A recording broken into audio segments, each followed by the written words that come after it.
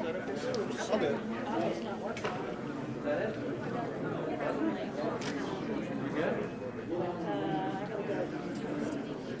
Mine's reading off the TV screen.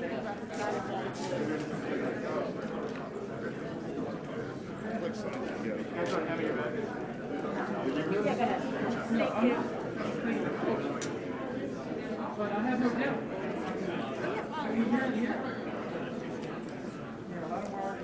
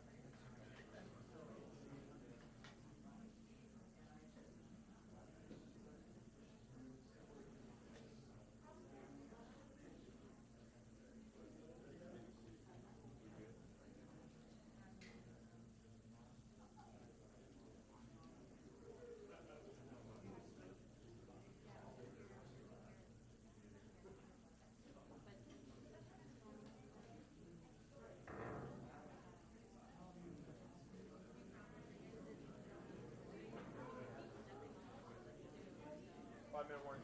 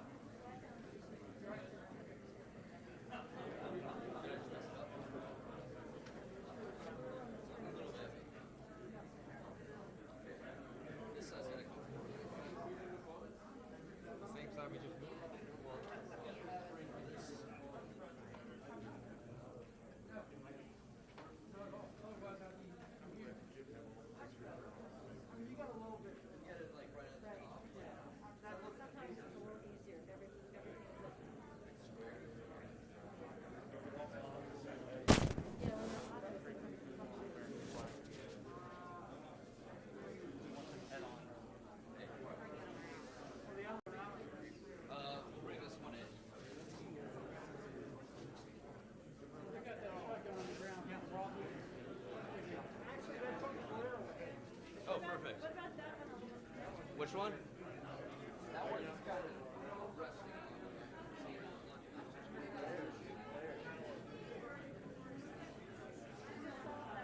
Yeah, that was perfect. Yeah, exactly. Right, yeah, yeah. They gave him the shit. Somebody had him. Wave your hand in front of that one. They're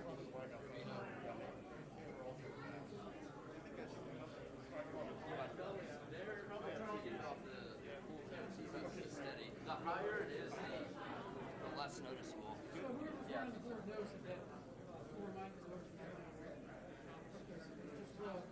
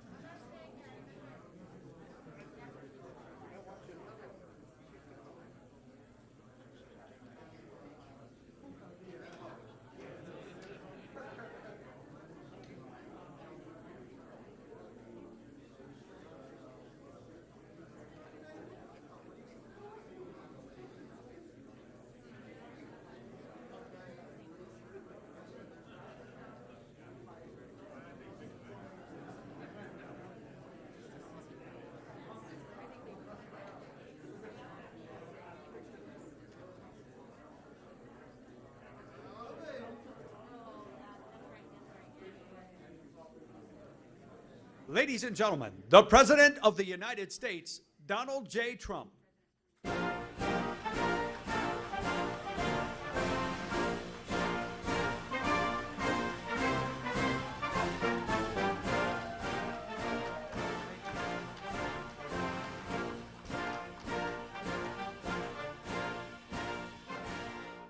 Thank you very much, and it's a great honor to have everybody here. And I know the press was not quite expecting this, so I appreciate your being able to attend. We have a terrific number of things and some very positive things to tell you tonight. I want to begin by giving an update on the economy. Economic health is vital to public health. That's why our strategy to kill the China virus is focused on protecting those at greatest risk, while allowing younger and healthy Americans to safely return to work and safely return to school, very important. We added 1.8 million new jobs in July, exceeding predictions for the third month in a row, and adding a total of over 9.3 million jobs since May. And I will say that the job growth that we've seen over the last 3 months, 9.3 million, is the single greatest 3-month period of job creation in American history. That's big stuff. That's big news and great news. Over the past 3 months, the United States has surpassed market expectations by a total of 12 million new jobs. Over the last 3 months, the United States has added 623,000 manufacturing jobs. Remember, you'd need a magic wand to get manufacturing jobs. And we're getting them even in a pandemic, which is disappearing. It's going to disappear. And 639,000 brand new construction jobs. Over half of the new jobs are full-time jobs, and wages are up by 4.8%, which is terrific. Unemployment has fallen by nearly 30% since April. Think of that, 30% since April. Hispanic American unemployment has decreased by nearly 32%. Jobs held by African Americans, which were hit especially hard by the shutdowns, incredibly hard, increased by nearly 1 million over the past 3 months, and that's also a record. That's a job record. African American, 1 million, it's a job record. We must ensure that the progress continues. My administration has enacted over $3 trillion in historic relief since China allowed the virus to infect the world. So we've contributed $3 trillion. My administration continues to work in good faith to reach an agreement with Democrats in Congress that will extend unemployment benefits, provide protections against evictions. A terrible thing happens with evictions, not fair. It wasn't their fault that we were infected with this disease from China, and get relief to American families. Yet tragically, Nancy Pelosi and Chuck Schumer continue to insist on radical left-wing policies that have nothing to do with the China virus, nothing to do with it at all. So you have a virus that comes in, and you have people in Congress that don't want to help our people. If Democrats continue to hold this critical relief hostage, I will act under my authority as president to get Americans the relief they need. And what we're talking about is deferring the payroll tax for a period of months till the end of the year, and I can extend it at a certain period. Hopefully, I will be here to do the job. We're going to do the job. We've been doing a job like nobody could. Nobody would, actually. And so we're going to have the payroll tax go till the end of the year, and it'll be retroactive to July 1st. So we're going to go back to July 1st, and it'll go to the end of the year, payroll tax. At the end of the year, it may be extended. We're going to enhance unemployment benefits through the end of the year. So unemployment benefits will be, that's a big one, will be brought out to the end of the year, and defer student loan payments and forgive interest until further notice. So students who are paying student loans, and in many cases they're not even allowed to go back into their colleges. Extend the eviction moratorium. We will be extending that so people aren't evicted, not their fault. We had a lengthy discussion this morning with President Macron of France concerning numerous subjects, but in particular the catastrophic event which took place in Beirut, Lebanon. Horrible, horrible event. At 3 p.m. this afternoon, I spoke with President Aoun of Lebanon to inform him that 3 large aircraft are on the way, and they're fully loaded with medical supplies, food, water, and many other things. Lots of emergency equipment. Also, first responders, technicians, doctors, and nurses are on their way. This was an event like the world has not seen for a long time. Horrible event. We'll be having a conference call on Sunday with President Macron, leaders of Lebanon, and leaders from various parts of the world. Everyone wants to help. We spoke to a lot of people. They all want to help. The United States is with authorities on the ground right now in Lebanon to identify further health and humanitarian needs, and we will provide further assistance in the period to come. We're working very closely with their government and with their leaders. And on behalf of the United States, I want to extend our condolences to all of the families, a much larger number of families than anybody would have thought and than anybody at first thought. But all of those families who lost loved ones, relatives, friends in this horrible tragedy, we stand firmly with the people of Lebanon and will continue to offer our full support through this very difficult time. We have not seen anything like this in a long time.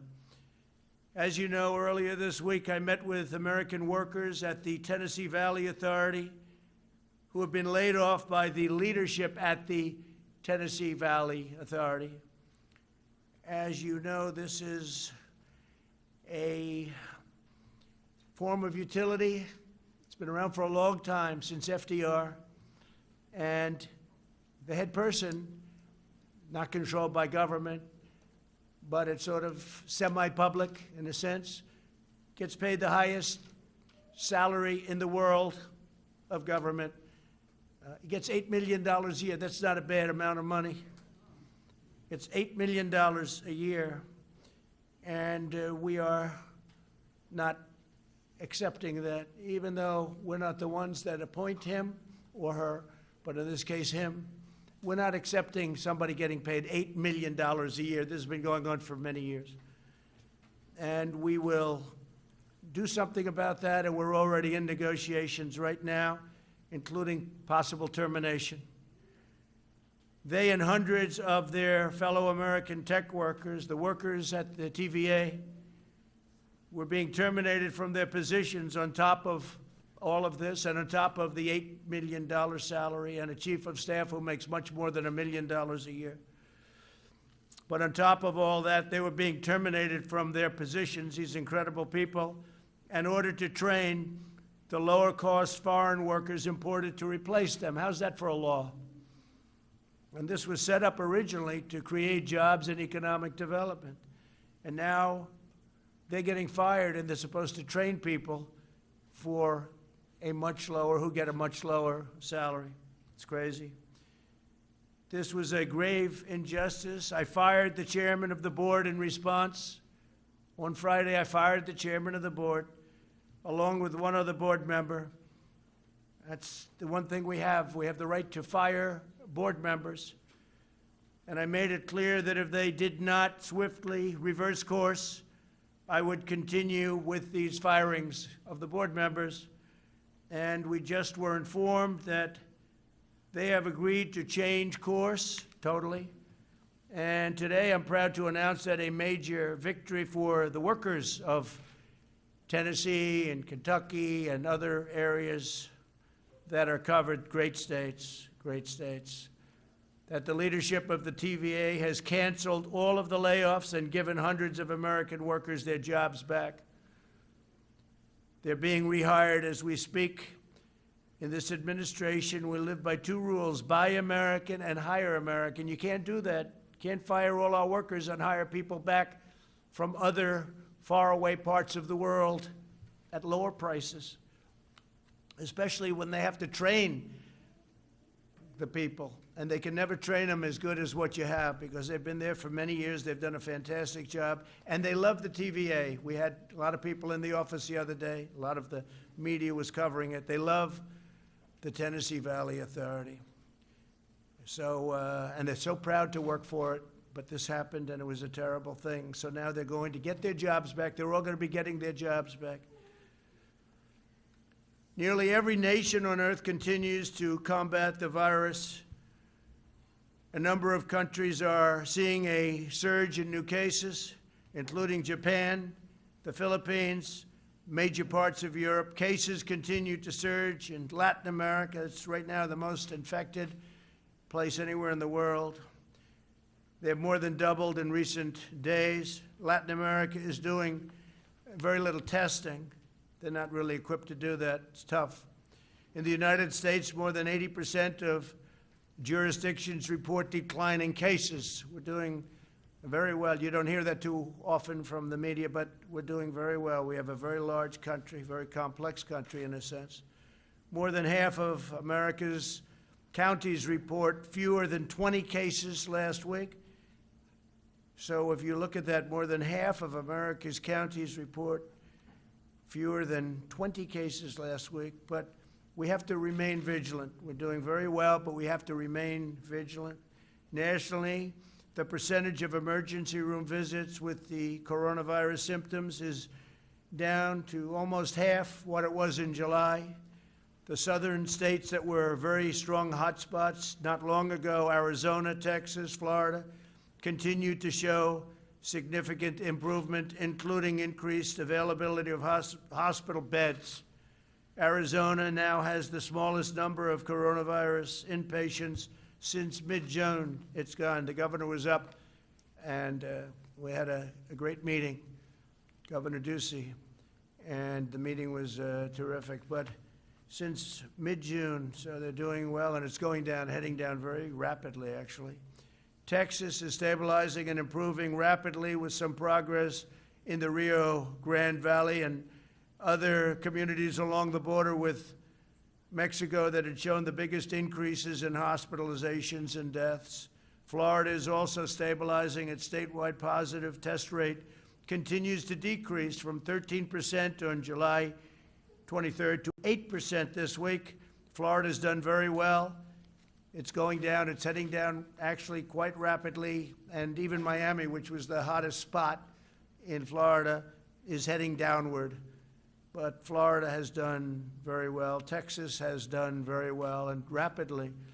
And Arizona has done incredibly well. So Arizona's really been a very rapid drop. New Jersey and New York remain stable with less than 1% of emergency room visits due to the China virus. The illness took a devastating toll on both states, as you know. While both states really took the brunt of the infection earlier this year, thankfully, we have not seen a resurgence. They've been doing a good job. Everybody's working very hard. Both governors are working very, very hard. We're in touch with them. We're supplying them with a lot of supplies as needed, if needed, but they're needing very little right now. They're in very good shape. We will continue to monitor the new cases.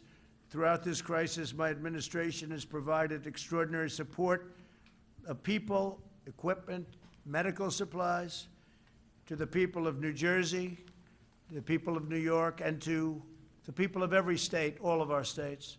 We're carefully monitoring California's Central Valley, as well as San Diego, Los Angeles, Sacramento, and San Francisco, which are starting to stabilize and go down.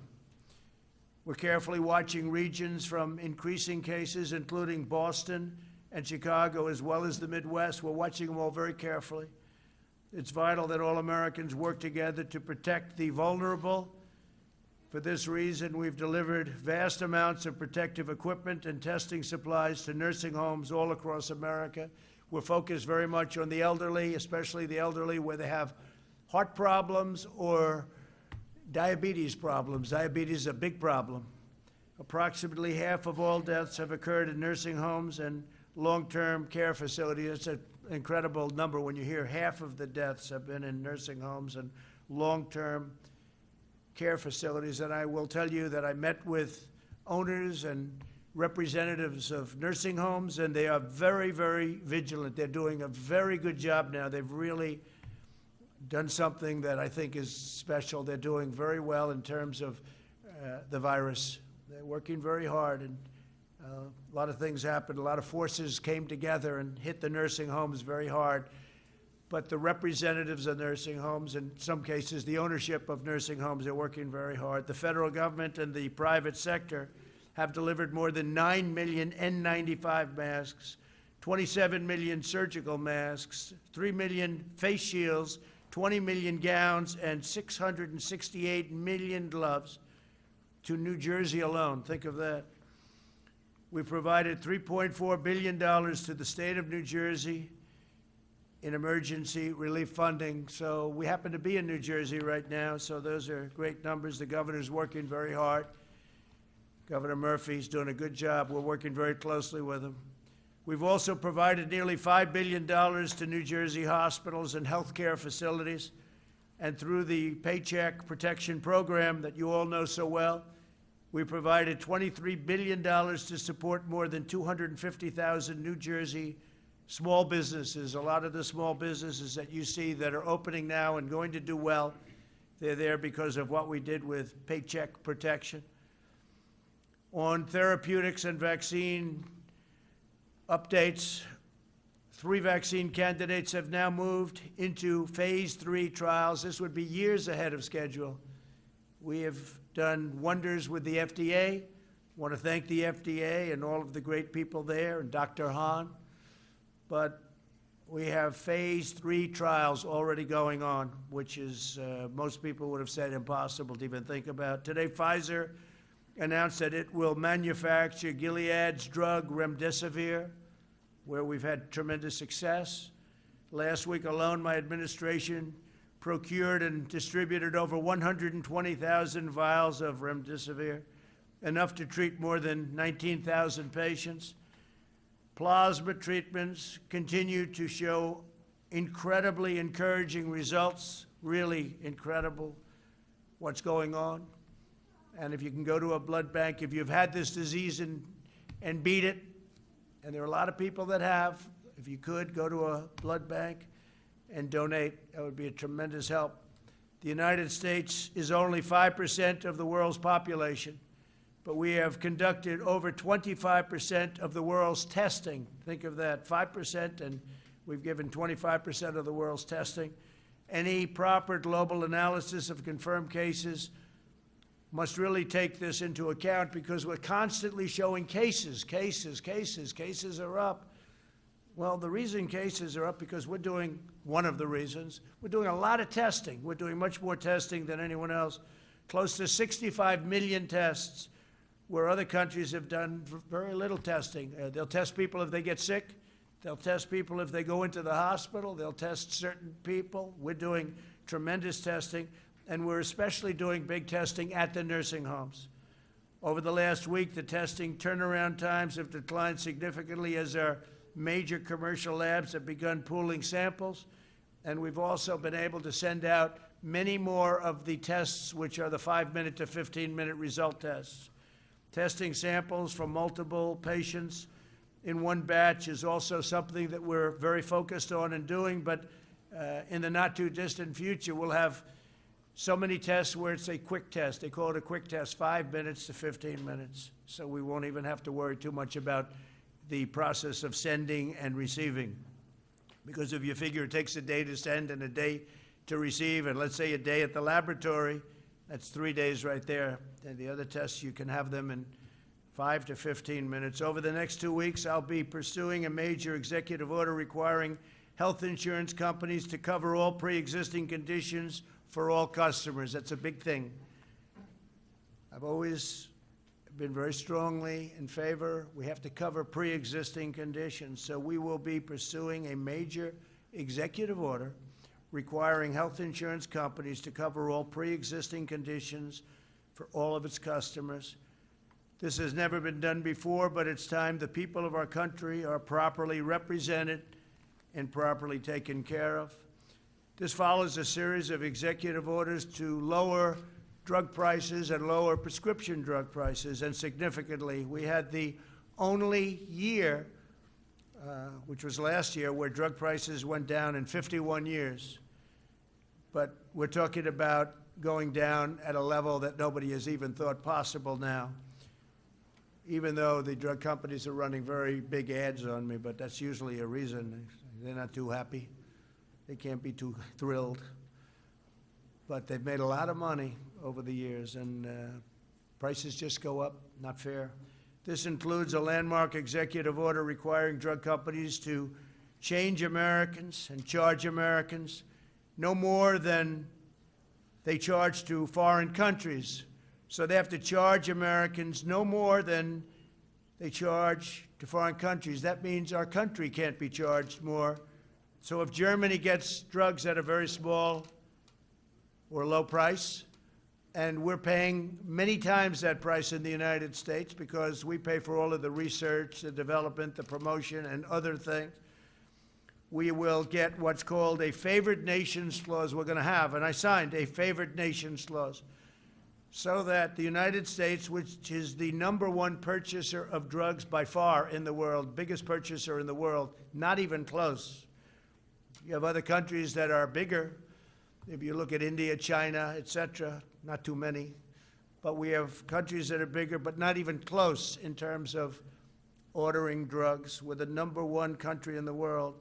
But we have a favored nation, so if somebody has a drug, in many cases it comes from a plant, the same plant. It comes from, it's the same pill, it's the same medicine or medication. Whatever the lowest country charges. So if Germany charges 10 cents for a pill and we charge $2, and I only use Germany as an example, then we get that for 10 cents. So what's going to happen is that's going to go up a little bit, and ours is going to come down a whole lot. So it's favored nations, and I will tell you that Big Pharma is not happy. For too long, we've been forced to subsidize cheaper drug prices in foreign countries. We've subsidized them to a level that nobody can believe. Nobody talked about it. Everybody wondered, how come every president that runs for office says they're going to lower drug prices? And they never do. They go through the right roof. Over the last administration, they went up like skyrocketing. That's Biden. Biden's not going to be able to do it. He has no clue. So what's happening is we are going to be working to get rid of all the subsidy to foreign lands, and we're going to give essentially all of the benefit that, frankly, they have as great negotiators. Those benefits are going to go to our people. So it's called a favored nations clause, and you can look it up and you can see, and nobody's had the courage to institute it, to call it, because it's a very big step. But it's something that is going to drive drug prices down 50, 60, maybe even 70%. Talking about numbers that are unbelievable. I also signed an executive order stopping middlemen from taking advantage of Medicare patients by charging higher prices to them and pocketing the discounts for themselves. These are some of the richest people in the world. Everyone talked about middlemen. I've heard about them for years on prescription drug prices. Middlemen. I guess you'd have to say, to be politically correct, middlemen and women. But you never heard the middle woman before. You heard middlemen. That's the term. And, you know, say what you want about the drug companies, but at least the drug companies produce a product. They produce the pill. They produce the medicine, the medication. But these people make billions and billions of dollars. I don't know who they are, but they're very rich. But they won't be so rich anymore. This executive order requires these $30 billion in discounts to go straight to the American patients. So the middleman's going to be knocked out, and I'm going to lose a lot of friends, even though I have no idea who these people are. On opioids, I'm pleased to announce that my administration invested an additional $100 million to fight the opioid crisis in rural America. In the midst of the China virus pandemic, we also keep fighting to end the opioid epidemic, and we've done very well. It was prior to the virus, we were down 18, 19, and 20%. But when you think about it, that means that you have 80%, and that's not acceptable. The wall is going up. We have 276 miles of wall. It's having a tremendous impact on drugs coming into our country already. It'll be finished toward the end of the year. And it's had a very, very big impact. On Portland, finally, I'd like to address that situation. Portland is a disaster. It's been a disaster for many, many years. brave federal law enforcement officers single-handedly, they single-handedly saved the federal courthouse in Portland from lawless rioters and agitators and anarchists. That's what they are. You know, when you find Molotov cocktails in somebody's knapsack and they say, no, I'm just here to have a good time. These are really sick, disturbed people. The disgraced mayor of the city has ordered the police to stand down in the face of rioters, leaving his citizens at the mercy of this mob. He was at the mercy of the mob, too. If you saw him go out there the other day, it was terrible. He went out there and they wanted to rip him apart. But fortunately, he had 5 people with him, called security. Mayor Wheeler has abdicated his duty and surrendered his city to the mob. As a result, the mob descended upon a police precinct and tried to burn it down, tear it down, rip it down, an act of attempted murder. Left-wing violent extremism poses an increasing threat to our country, and we stop it. You have no idea how much we stop, but it's an ideology we have to stop. When you commit arson, this is a quote from the mayor. He's come a long way, just made this quote. When you commit arson with an accelerant in the attempt to burn down a building that is occupied by people who have intentionally been trapped inside, you're not a demonstrator or you're not demonstrating, said Mayor Whelan. You are attempting to commit murder. That's come a long way. He's come a long way when he made that statement. What you're seeing in Portland is the radical left's agenda in action. Portland is their roadmap for America. If the radical left gets in and they treat Joe Biden as a puppet, he's merely a puppet. But if the radical left gets in, they look at Portland as a thing that they want. That's what they want. Why? Who knows? Doesn't matter. It's a different thinking. But it's a mess. And I want to thank Homeland Security. They've done a fantastic job. We had our people go in. They stopped any intrusion into the courthouse. And the courthouse was saved, and other federal buildings were saved. And we would like to be asked by the mayor and the governor. We will go in and stop the problems in Portland in 24 hours, just like we did in Minneapolis after they really hurt that city. But the National Guard went in and did a phenomenal job. It was over in 3 hours. After watching 6 days of horror, it ended in 3 hours. You all saw the scene of them walking right down the street. It was actually an unfortunate view, but an incredible view of how to do things. So we would be able to solve the Portland situation immediately, but we are supposed to be asked. If we're not asked and if it continues, we'll have to make a decision. But it's a very easy thing for us to do. We could stop it very quickly. It's been going on now for 76 days. But our buildings are very secure. If the Democrats controlled in Washington, the Democrats' control of Washington, they'd pass, with all of the things they do, legislation gutting every single police department in America. They truly do. Many of these people want to defund the police department. At a minimum, they're going to stop money from going to the police department, but in many cases, they actually want to defund completely the police department. No city, no town, and no suburb would be safe. Your suburbs would be a disaster. Your cities, your towns would be a disaster. They want every city to be a Portland or to be a Chicago, which is totally out of control, and we're waiting for the mayor. We've sent people in to help them from an intelligence standpoint, but we're waiting for them to call the governor, the mayor. We could do a very good job in Chicago. Nobody's ever seen anything like that, this country. And yet, nationwide, numbers are good despite the Chicagos and the Portlands, and frankly, the New Yorks, when you look at what's happened in New York. 348% increase in the last number of months. Nobody's seen anything like that. It's so sad. To me, it's so sad, because I love New York, and it's so sad. And all it is horrible, horrible, incompetent management by politicians that truly don't know what they're doing. So just like we saved the courthouse, we will save the United States of America. And a vast majority of people agree with me. A vast majority. Most people. They don't speak up as much as they could, but we know they're there, and everybody else knows they're there too. So with that, I'll take a few questions from the media. They've been here for a long time, and they've been waiting outside for a long time, and they wait for these moments. It's always a lot of fun. Please, go ahead. No, you, go ahead. Oh, thank you, Mr. President. I have a couple of questions on the negotiations with Capitol Hill on the Yeah. coronavirus legislation. These executive orders you mentioned, do you have a timeline on when you're going to sign them, or? Yeah, it could be by the end of the week. They're being drawn by the lawyers right now. They work very nicely.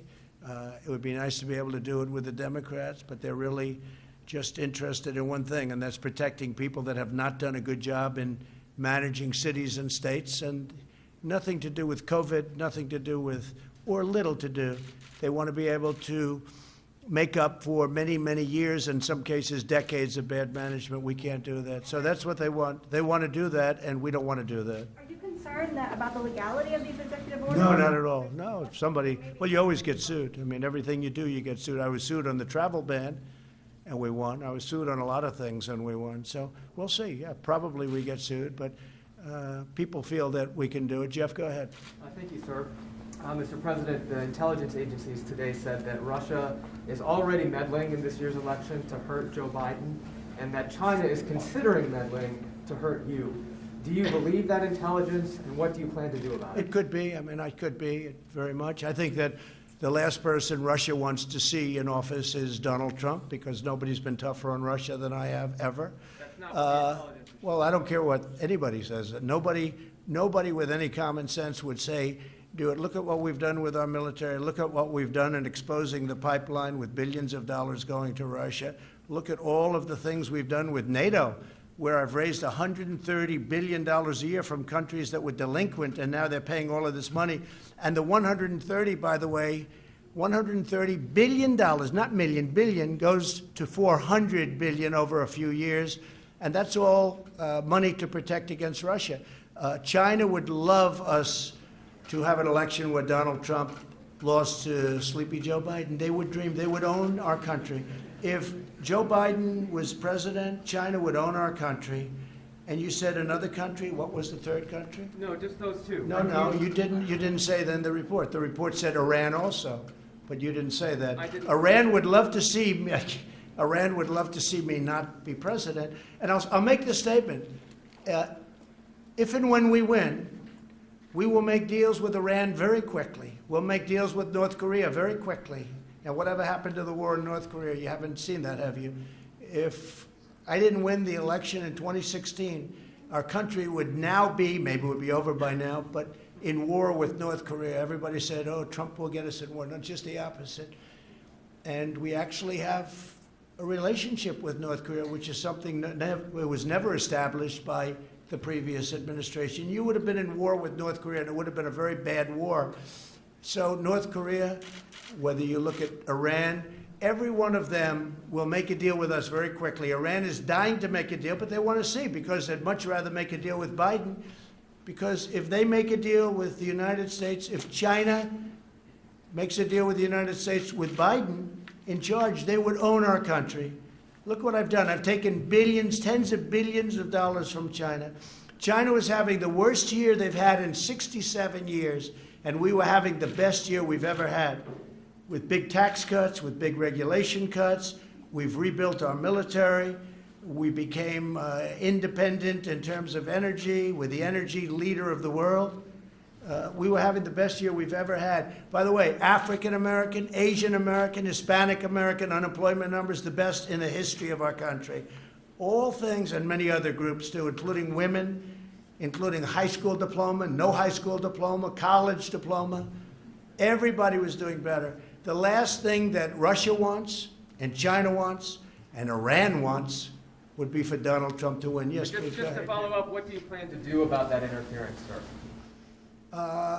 Well, we're going to look at it very closely. You tell me that this came out a little while ago, and I've heard that it came out. It came out just a little while ago. And we're going to look at that very closely. But you started off with Russia. Russia. Why don't you start off with China? Do you think China's maybe a bigger threat? I mean, I think maybe it is. I mean, you'll have to figure it out. But we're going to watch all of them. We have to be very careful.